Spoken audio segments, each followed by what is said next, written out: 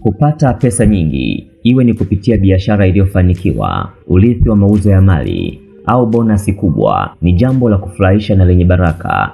Hata hivyo, bila nidhamu ya kifedha, pesa hizo zinaweza kuyeyuka kwa kasi ya ajabu na kukuacha katika hali mbaya zaidi kuliko ulivyokuwa awali.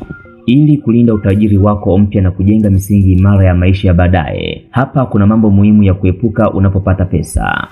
Jambo la kwanza, kuepuka matumizi ya hofu na shauku.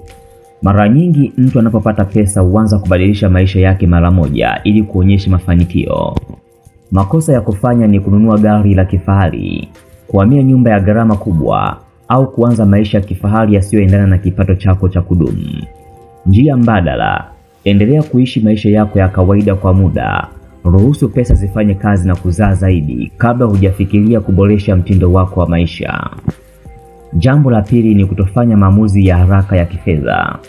Msisimko wa kuwa na pesa nyingi unaweza kukufanya ufanye maamuzi ya kukurupuka bila tathmini ya kina. Makosa unayoweza kufanya ni kutoa mikopo mikubwa kwa ndugu na marafiki au kukubali kuwekeza kwenye miradi ya haraka unayoletewa na watu bila kuwa na mipango madhubuti.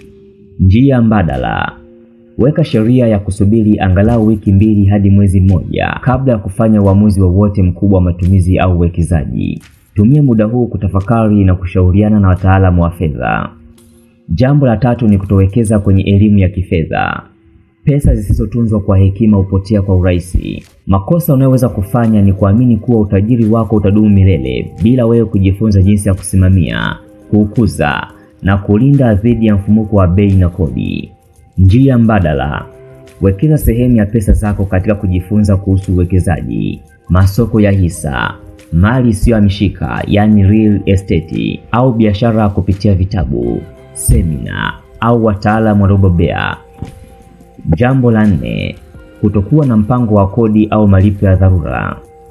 Watu wengi hugafilika na kusahau kuwa pesa mpya mara nyingi huja na majukumu mapya ya kisheria na kifedha. Makosa unayoweza kufanya ni kutotenga kiasi maalum kwa ajili ya kodi au kushindwa kuweka akiba ya dharura, jambo linaloweza kukuacha taabani pale dharura inapojitokeza. Njia mbadala: kwanza kabisa, hakikisha unatimiza wajibu wako wa kisheria ikiwemo kodi. Kisha tengeneza mfuko wako wa dharura utakaogharamia mahitaji yako kwa angalau miezi 3 hadi 6 ijayo. Jambo la 5, kutowekeza katika vyanzo vingi vya mapato. Kutegemeza pesa yako kwenye chanzo kimoja au kutowekeza kabisa ni hatari kubwa. Makosa unayoweza kufanya ni kutumia pesa zote kwa matumizi ya sasa au kuweka mtaji wote kwenye biashara moja yenye hatari kubwa bila mgawanyo wa hatari. Makosa ya kufanya ni kutumia pesa zote kwa matumizi ya sasa au kuweka mtaji wote kwenye biashara moja yenye hatari kubwa bila mgawanyo wa hatari.